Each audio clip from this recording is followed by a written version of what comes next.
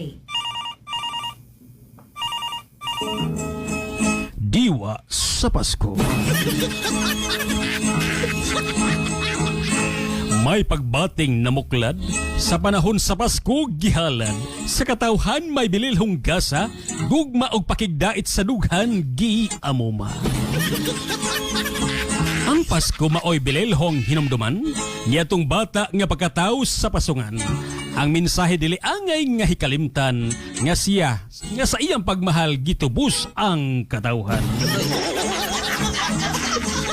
Sa Pasko nga ingon karon, pag minahalay mao'y atong palambuon, pagtuo sa Diyos nga walay makatumbas, sa lunsay nga kinabuhi kalinaw way ikatumbas.